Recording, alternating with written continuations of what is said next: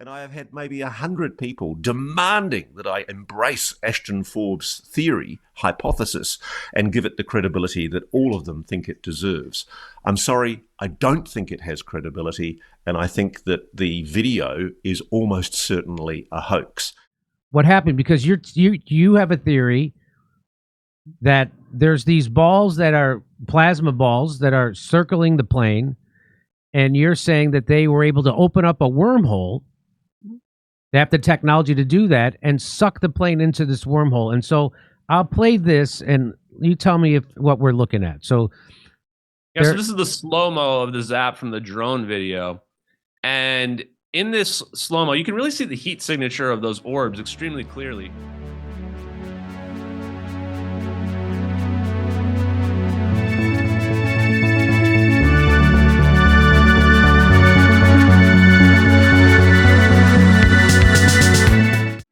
Make sure to check out the links down in your breadbasket. Like, subscribe, and share. Go do all the things. Go do them right now. Come find me. x.com/ShotdownMine. Ross, please give us your thoughts on what you think about the Ashton Forbes assessment on the missing MH370 claims. His investigations seem to have credibility. Thanks for your great work. Okay, however I answer this, I know I'm going to cop excoriating barbs from Ashton Forbes, but here goes. So I think 10 weeks after MH370 disappeared in March 2014, I was actually one of the reporters covering the whole story at the time, so I've got a pretty good grasp of this whole story. But I think MH370 went missing on 8th of March 2014. 10 weeks later, there's a guy called Regicide Anon who posts online a really intriguing video. And it does look initially very convincing. And it shows an aircraft that looks like the shape of MH370 moving through clouds. All of a sudden, it's surrounded by swirling orbs, and then it seems to disappear in a big flash. And Ashton Forbes is a UAP researcher who has embraced this video with relish and has made the assertion that he thinks that there's been a cover-up of sensitive vision that was leaked from a military satellite showing this abduction by aliens of MH370. Now, I try and keep an open mind on most things. And I've never really commented on this before because, frankly, Ashton is a very aggressive person who doesn't take kindly to people criticizing his theory. But I really do think it is time to give a response to this issue. Firstly, I've spoken to somebody in the National Geospatial Intelligence Agency who tells me that the video that is shown in that supposedly leaked video bears no resemblance at all to the kind of video telemetry that you get from those satellites. Danny Jones raised it with him on his podcast. He gave Danny Jones a rather puerile explanation that my butthole looks like your butthole, which is quite vulgar and really didn't answer the question. So I'm really sorry. I don't agree at all that this is persuasive evidence. And I think that Mick West, to his great credit, the skeptic, I think he calls himself Metabunk, he wrote a piece for the skeptics, which basically went through in great detail. Mick's also a guy who's worked, I think, in CGI and graphics. And he's explained, I think, very persuasively why he doubts very, very much that the MH370 video is an authentic leaked government video.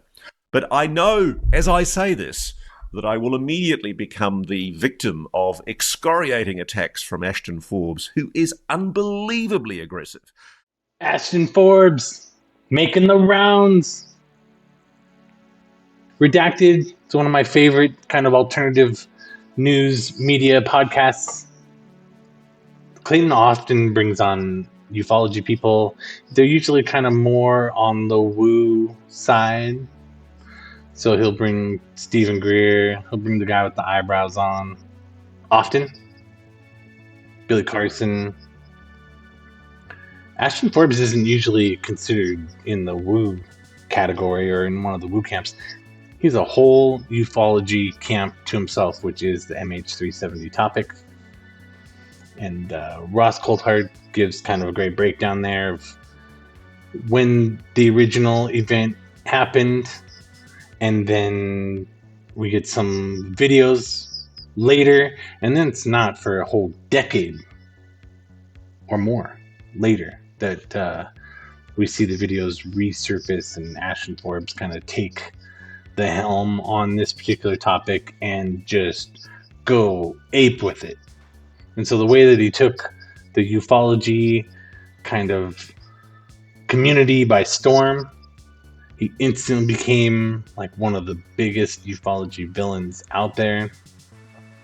People try and kind of Alex Jones him all the time because he's saying that, you know, the plane was abducted by probably the United States government, and then everything about it has been a cover-up since then.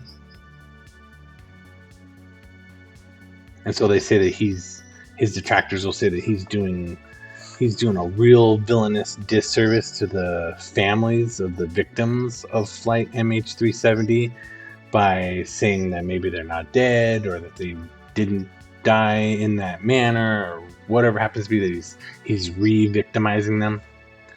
And that doesn't seem, not much of that has stuck to the wall. They've thrown a lot of it at the wall. They tried to get him deplatformed, defunded, and canceled lots of different ways, and it just hasn't worked. And as a matter of fact, it's done the opposite. Is the folks who have really gone after him the hardest have actually caused his platforming and caused him to be a successful ufology podcaster at this point. And this is just, you know, testament to that he's now starting to make the alternative news media rounds. Everyone expects that one day he might be able to temper himself and have enough of kind of a body of work, sorta, go on enough podcasts, kind of not come off as such a jerk for whatever amount of time it takes. Maybe he needs to befriend really specific people, and then he may end up on the Joe Rogan podcast someday. More likely, though, some sane proxy is going to emerge, and that person's going to end up on the Joe Rogan podcast. And he's already made it to the Joe Rogan podcast. I think 3 or 4 guests have had the talk with Joe on air. So they've talked about MH370. And so at some point, and it might just be Clayton, you know, it'd be someone like Clayton, or there's, you know, what's his face from Breaking Point. So someone will end up on the Joe Rogan podcast. That's like an Ashton Forbes kind of proxy. But it might be Ashton. Ashton, in his way of going about making his name in ufology, has really been kind of a real prick to most people. And you might even be like an Ashton Forbes MH370 supporter, like me, sort of. Like, I think that a lot of the points that he makes have a lot of significance and value. And it kind of starts with the Malaysian government and the United States government coming out kind of at the very beginning of the disappearance and saying, well, there's no threat. We know there's no threat. And that right there, and everything that flows from that kind of announcement to us, is the beginning of the cover-up. And why they're covering up, why they're lying, is what we're talking about now. Because how would the Malaysian government or the United States government know that a plane that has disappeared from radar is of no threat? And basically, the ways that they would know is they would know that it's already crashed, or they would know why it disappeared from radar. They would know where it's at, that it hasn't actually disappeared. So it's not posing a threat because it's not flying towards the city. about to crash into buildings, which is what the concern was at that time. So maybe they had been in contact with the plane. Maybe it wasn't as lost from radar as they were saying it was. They kind of get into that a little bit. So you'll see this graphic pop up with all the little circles along the coast in the Indian Ocean. They're kind of showing all the radar. Here we go. All of the radar ranges and overlaps of all the different places where they're. And so he's saying, if you know anything about it, the plane was supposed to have kind of taken off from this bottom right portion of Indonesia, starts flying north towards North Asia, China, and Japan, makes a sudden left-hand turn, flies over Jakarta, and then they say it flies off into the ocean and crashes.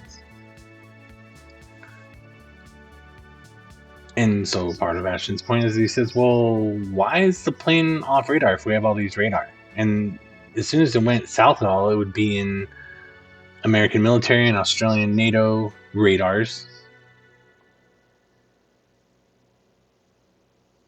And so at some point, when he was first coming out, he started to make the ufology rounds. And there's these ufology workhorse podcasts that were kind of working together with all their guests. You'd see the same guests show up on all of these workhorse podcasts pretty much in a row and at the same time. So the week that Ashton Forbes went on Concrete, Danny Jones, and Project Unity, they all played his interview in order that week. And he's not the only guest to have gone on all three of those podcasts, or there's really a group of like 10 podcasts that are kind of in the workhorse category. And so they're coordinated in whatever manner. So Danny Jones and Concrete and Project Unity all kind of took it upon themselves to sort of lure this new up-and-coming, super popular ufology, UFO Twitter guy onto their show to try and ambush with debunking, which is not their MO. They didn't do that to anyone else before that, and they haven't done it to anyone else after. It was just a thing they tried to do. Whether they had big scheming conspiracy stuff going on, or if they just had this little kind of window of opportunity where they were trying to be like the ufology hero, or they're just trying to generate really good traffic and clicks and engagement farming and etc. Because they'd never done that to any other person. In fact, the Workhorse podcast is where these new and up-and-coming experiencers and witnesses and ufologists would go and make the rounds to kind of become known. And in that time period and on all those shows, everyone was kind of doing the same thing. They were all kind of going along to get along. If you're in ufology, if you're talking about UFOs and aliens, then we believe you, we support you, and we want to platform you. We all want to get together and have these talks and kind of support each other, right?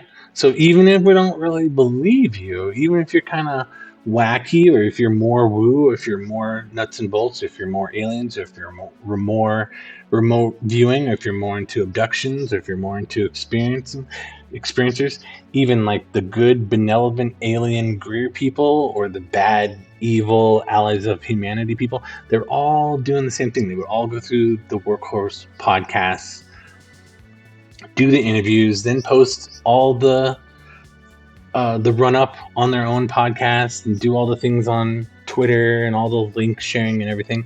And everyone was, like I said, supporting each other, going along to get along, even if you don't really agree, right? Even if you think all aliens are cool and chill and good, you'd still have the allies of humanity come on and talk about aliens and talk about experiences and sightings and events and incidents and etc. And so this is happening right during, it's really right after, but it's kind of during the Grush unveiling. our introduction to Grush in August of 2023 or July of 2003. So I think Grush shows up on News Nation with Ross Coulthart in July of 2023. And so the second half of 2023, as Grush kind of like goes away, Ashton Forbes appears with MH370 and pushing MH370 and pushing all the stuff that goes along with that almost has nothing to do with UFOs and aliens. The overlap with UFOs and aliens is that the United States government has zero energy technology that it got from somewhere, and so do aliens. And so the whole MH370 story is that the American government kidnaps this airplane either to try and save it from the fire, the accidental fire that's on board, to try and save the super secret superconductor scientists that were on board, or they abduct the airplane to stop the group of super secret superconductor scientists that were going to defect from the West to China. And so the cover-up and all the technology and all the different stuff, kind of separate from the videos, is the real MH370 kind of story that Ashton Forbes is telling. Like, he didn't make any of this stuff up, as far as I can tell. He's just a guy kind of like covering the story, even though everyone else says it's nuts and crazy to cover any part of the story in that manner. To cover in any way outside of the official Malaysian and United States government narrative of a crazy pilot who took off, took over the airplane, flew it up high to knock everyone out, flew it down low to look at his home city again, and then flew it off into the South Indian Ocean and crashed into the ocean, leaving no debris trail at all. No debris field. One of the only airplanes to crash and to never find any evidence of its crash into the ocean.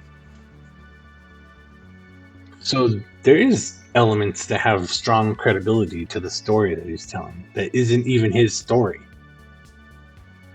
And it really comes down to, he is saying the Malaysian and American government covered this up at the very least. At the very least, there was a lithium battery fire on that plane that was unexpected. The pilot tried to put it out by flying low, and that fire killed all the people on board and caused the plane to crash. And the governments have been covering that up. For whatever reason, they've been covering that up, including not letting us have access to the debris in any way.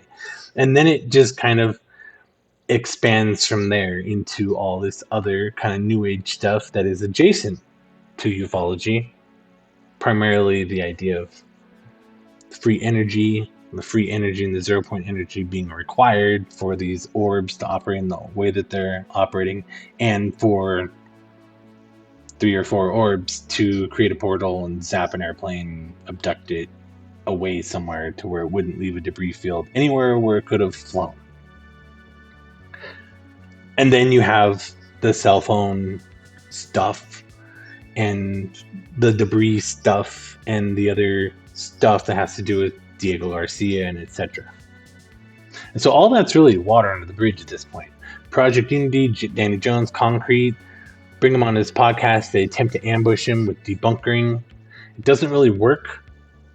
They still publish their shows, even though it looks like they're trying to humiliate and bully this weird, nerdy ufology guy. It doesn't look good at all. It doesn't look good at all for Danny Jones and Concrete and Project Unity. They all have to come out and explain to the ufology community what the fuck they were doing. And they all try and like coach, we're trying to get this guy. This guy's trying to hurt the families. He's trying to make a buck off of ufology and the families of the MH370 victims. And so we were trying to debunk him and expose him to help the family and protect the ufology community. And that didn't hold any water. The UFO Twitter did not buy that shit. And so, Ashton Forbes has blocked me for saying stuff like, what did I say to him? I said something like, I don't know. He has me blocked for like agreeing with him on something. Project Unity has me blocked for saying, you're a bully. You attempted to bully and humiliate this UFO nerd with your pals in this coordinated thing that you guys did to try and humiliate and bully him right out of the community, right off of YouTube, right out of Twitter and X. And that was disgusting. It was disgusting. And so those guys, in their efforts to bully and humiliate and get rid of him, created his entire platform in 1 week. I'm sure this guy would have come and gone and never even been talking about his butthole with Ross Coulthart. I never had Ross Coulthart talking about his butthole if Danny Jones and Concrete and Project Unity hadn't attempted to cancel him and humiliate him and bully him off the internet. Unnecessarily. Like, he wasn't even really a ufology guy. He's really a government conspiracy guy. You can just throw him over in the same crazy category as all the other dudes that think that the government has 0 point free energy and is just keeping it from the rest of us. And so now you've got him on Redacted, just kind of casually talking about his stuff. And it's more than casual, because Clayton from Redacted is providing full platform and saying, look, your videos haven't even been debunked, even though they tried really hard. And now let's talk about all your new age physics and technology that you've discovered since then. Go. Softball interview, no pushback at all, which is kind of how Clayton deals with all the ufology people. He just kind of treats them as truthful and lets them talk. Asks them some questions, never pushes back, never attacks them. He's on Jimmy Dore show. I've seen this guy, he's telling jokes about the Blue Origin spacecraft being a giant cock. So, I mean, this is at the cutting edge of the cultural media envelope. Ashton Forbes isn't going anywhere. He's not going away anytime soon. Showing up on Redacted and Jimmy Dore and being treated like a ufology celebrity. This is not a guy that's going away. Laughing at him, calling him names, trying to humiliate and bully him, didn't work.